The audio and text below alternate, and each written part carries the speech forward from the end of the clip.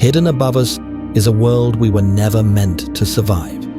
A realm where the air thins to nothing and forces exist that would tear a human body apart. As we rise higher, passing through the weather layer, then the ozone layer, then the glowing edge of space, the phenomena we encounter become increasingly impossible to explain. We have sent rovers to Mars. We have imaged black holes billions of light years away. But our own atmosphere, the thin shell of gas that makes all life on Earth possible, we have explored less than a fraction of its full extent. We know more about the surface of Venus than we do about the upper layers of the air we breathe every day. At the surface, the atmosphere is warm, dense, and alive. Sunlight drives weather systems. Weather drives ecosystems. Ecosystems drive everything, from the smallest microbe in the soil to every human civilization that has ever existed. But above 12 kilometers, the air begins to change. We are entering the stratosphere, a layer that extends upward to roughly 50 kilometers. Here, the rules of the lower atmosphere no longer apply. Temperature stops dropping with altitude. It starts rising. The reason is ozone, a molecule so thin and so diffuse that if you compressed all of it to sea level pressure, it would form a layer barely 3 millimeters thick. Yet without it, ultraviolet radiation from the sun would sterilize the surface of the Earth within decades. That 3 millimeter shield is the only reason complex life exists on this planet. To us, the stratosphere looks like nothing, a pale blue haze above the clouds, but it is one of the most consequential environments on Earth. A chemical battlefield where solar radiation and molecular oxygen wage a continuous war that has kept the surface habitable for 600 million years. And for most of human history, it remained completely unreachable. Suspended above the clouds, beyond the reach of any bird or balloon of the ancient world. The stratosphere exists because of a peculiar quirk of physics that most people find counterintuitive. In the lower atmosphere, the troposphere, temperature drops as you climb. This makes sense to most people. The higher you go, the colder it gets. And that temperature gradient is what drives weather. Warm air rises, cold air sinks, and the result is the turbulent, storm-filled layer that surrounds the Earth's surface. But in the stratosphere, something different happens. Ozone absorbs ultraviolet radiation and converts it to heat, so temperature increases with altitude. The layer is thermally stratified, stable, calm, motionless. No weather forms here, no storms, no turbulence. Just cold, dry, still air, and the slow chemistry of ozone creation and destruction. What makes the stratosphere so extraordinary is how thin the line is between stability and catastrophe. The ozone layer is not permanent. It can be destroyed. In the 1970s, scientists discovered that synthetic chemicals called chlorofluorocarbons used in refrigerators and aerosol cans were rising into the stratosphere and catalytically destroying ozone. A single chlorine atom could destroy 100,000 ozone molecules before being removed. By the 1980s, a hole had opened over Antarctica, not a literal hole, but a region where ozone had been depleted by more than 60%. Ultraviolet radiation was flooding through. The consequences for marine ecosystems were already being measured. It was the first time in human history that industrial activity had measurably altered the chemistry of the upper atmosphere, and we were not sure it could be reversed. Subscribe for more explorations of Earth's hidden layers. The story of understanding the stratosphere begins not in the sky, but in a laboratory. In the early 20th century, scientists had no way to reach the upper atmosphere. They could infer its existence from the behavior of radio waves, which bounced off layers of ionized gas above the clouds. But the details were invisible. Then, in the 1930s, high-altitude balloon flights began carrying instruments into the stratosphere. What came back was unexpected. Instead of a uniform cold layer, they found structure, chemical gradients, temperature inversions, regions where the air behaved in ways the models couldn't explain.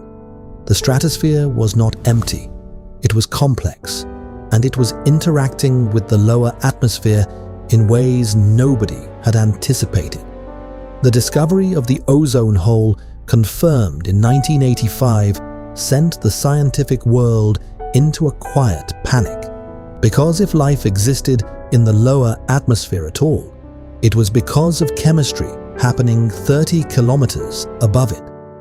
Whatever was happening up there, if it was going wrong up there, would be unlike any environmental crisis science had ever confronted.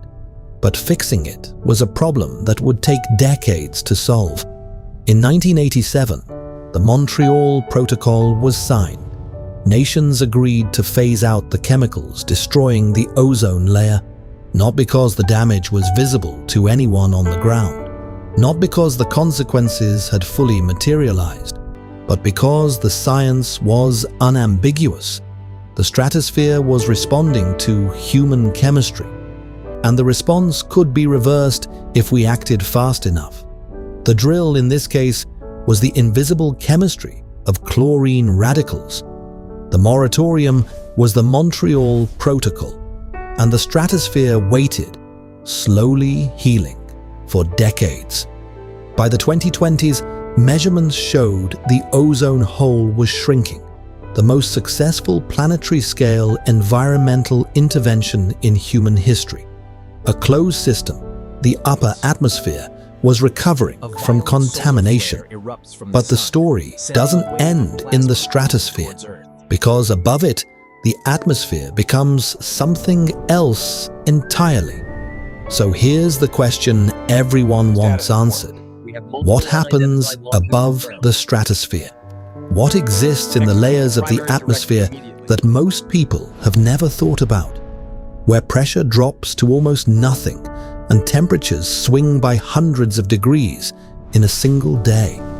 Well, the evidence is strange, and it points in a direction that nobody expected. Above 50 kilometers, we enter the Mesosphere. This is the layer where most meteors burn up. Hundreds of tons of space debris fall into the Earth's atmosphere every day. Almost none of it reaches the ground. The Mesosphere destroys it, friction heating the incoming rock to thousands of degrees in seconds, vaporizing it into a streak of light that lasts less than a second. Every shooting star you have ever seen was a rock being annihilated by the Mesosphere. But the Mesosphere holds a stranger secret. At its upper boundary, roughly 80 kilometers up, in the coldest region of the entire atmosphere, colder than the surface of Mars, something extraordinary happens on summer nights at high latitudes. Clouds form, not ordinary clouds, Noctilucent clouds, so high that they catch sunlight long after the surface has fallen into darkness. They glow electric blue and silver against the black sky, visible to the naked eye from the ground on clear summer nights. For most of human history, nobody knew what they were. They were first documented in 1885, 2 years after the eruption of Krakatoa. Scientists now believe they form when water vapor, carried up from the lower atmosphere by wave dynamics, freezes onto meteoric dust particles, the remains of those vaporized rocks. The clouds are literally made of space debris and frozen water, glowing at the edge of space, and they are becoming more frequent. Climate change is altering the chemistry of the mesosphere in ways that are still being mapped. Above 80 kilometers, we leave the region of conventional weather entirely. We enter the thermosphere, a zone that extends from 80 kilometers to roughly 600 kilometers above the surface. Here, temperature becomes almost meaningless. The gas is so thin that individual molecules can travel hundreds of meters between collisions. Yet those molecules are absorbing enormous amounts of solar radiation. The measured temperature of the thermosphere can exceed 2000 degrees Celsius during periods of high solar activity. But a thermometer placed there would register as nearly absolute zero, because temperature, as we experience it, is a measure of how often molecules collide and transfer energy. In a gas this thin, those collisions almost never happen. The thermosphere is simultaneously extremely hot and extremely cold, depending entirely on what definition of temperature you use. Imagine a layer of the atmosphere where the air is so thin it barely exists, where satellites orbit in the faint upper fringes of gas, where the International Space Station must continuously fire its engines to maintain altitude, because even at 400 kilometers, there is just enough air to drag it downward. This is the thermosphere, the layer between Earth and space. Not a hard boundary, but a slow fade. And in this layer, one of the most spectacular phenomena on Earth takes place. The Aurora, charged particles from the sun, electrons and protons carried on the solar wind, slam into the upper atmosphere at thousands of kilometers per second. They follow Earth's magnetic field lines down toward the poles. When they collide with oxygen and nitrogen atoms in the thermosphere, they excite those atoms to higher energy states. When the atoms relax, they release that energy as light, green from oxygen at 100 kilometers, red from oxygen at higher altitudes, blue and purple from nitrogen. The colors form curtains, spirals, and waves across the polar sky. A light show generated not by any biological process, not by any human technology, but by the collision between our planet's magnetic shield and the constant outflow of the sun.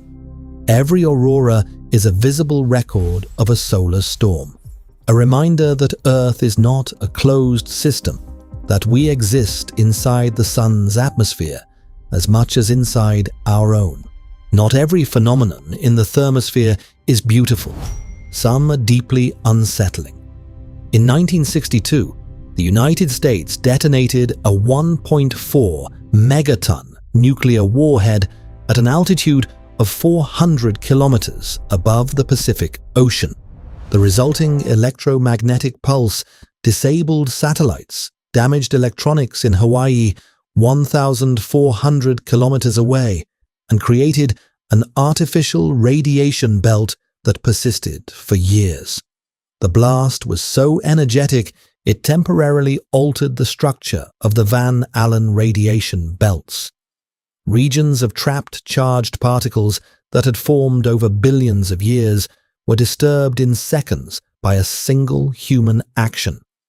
It was the first time we had measurably altered a structure beyond the atmosphere itself. What country are you watching from? Write it in the comments, because I'm curious where people come from who are fascinated by what exists above the sky. But here's the part of the story that should make you deeply uncomfortable. We may already be changing the upper atmosphere in ways we don't fully understand. Rocket launches deposit soot and alumina particles directly into the stratosphere and mesosphere. As commercial spaceflight scales up, the cumulative effect of hundreds of launches per year on ozone chemistry is a question scientists are only beginning to model. Mega constellations of satellites re-enter the atmosphere at end of life, vaporizing into metallic vapors that may be altering the reflectivity of the upper atmosphere. We have already demonstrated with chlorofluorocarbons that human chemistry can damage the stratosphere globally. The question is whether we are creating new vectors of damage that we won't detect until the effects are already locked in. The truth is, we don't know. We are filling the upper atmosphere with chemical and particulate residue at a scale and speed that has no precedent in the geological record, and we're not sure what it means. Meanwhile, other discoveries are reframing what we thought the upper atmosphere was. A British research team using lightning detection satellites found something extraordinary: that thunderstorms routinely launch powerful bursts of gamma radiation directly upward from the tops of clouds. These terrestrial gamma-ray flashes reach the upper atmosphere and beyond. They were first theorized in 1994. For decades, confirmation was elusive. When finally confirmed, the discovery revealed that Earth's atmosphere was a natural particle accelerator, generating antimatter, positrons, in the tops of ordinary thunderstorms. An American research effort studying the boundary between the thermosphere and space discovered a population of sprites and elves, enormous structures of light tens of kilometers tall, flashing above thunderstorms in milliseconds, too fast and too faint for ground-based observation, invisible to anyone on the surface below, living entirely in the upper atmosphere, appearing and disappearing in less time than a blink. The first definitive proof that large-scale, structured luminous phenomena existed in a region of the atmosphere scientists had assumed was quiet. What shocked you more, the fact that thunderstorms create antimatter, or that enormous structures of light exist above clouds that we only discovered because of satellites? Let me know in the comments. So, what do we actually know about what's above the stratosphere, across all the balloon flights, rocket soundings, and satellite observations from the 1940s to the present day? The Mesosphere contains clouds made of meteor dust and ice, forming in conditions colder than anywhere else in the atmosphere. The Thermosphere hosts auroras, natural particle accelerators, and structures of light we don't fully understand. The boundary with space is not a line, but a gradient, and where exactly the atmosphere ends and space begins is a question with no agreed answer. The Kármán line at 100 kilometers is the most widely cited boundary, but the Thermosphere extends to 600 kilometers. The Exosphere, the final, nearly imperceptible fringe of Earth's atmosphere, extends to 10,000 kilometers, far above the orbit of the International Space Station, far above the orbit of most satellites, a region so thin it is indistinguishable from interplanetary space, yet still technically part of Earth's atmosphere. Scientists have modeled what a cross-section of the full atmosphere would look like, and the picture is humbling. At sea level, the air is thick enough to kill a person in seconds if replaced with pure carbon dioxide. At the cruising altitude of a passenger jet, it is too thin to breathe. At the altitude of weather balloons, it is thinner than the top of Everest. At the altitude of the ISS, it barely exists. And yet this thin, fragile shell, if compressed to water density, would form a layer less than 10 meters deep around the entire planet. All the air on Earth, all the weather, all the ozone, all the auroras, all the chemistry that makes life possible. In a layer you could dive through in seconds. Life in the upper atmosphere isn't just surviving, it is persisting through timescales and conditions that dwarf anything in human experience. And that brings us to the question we started with: what is hidden above the sky?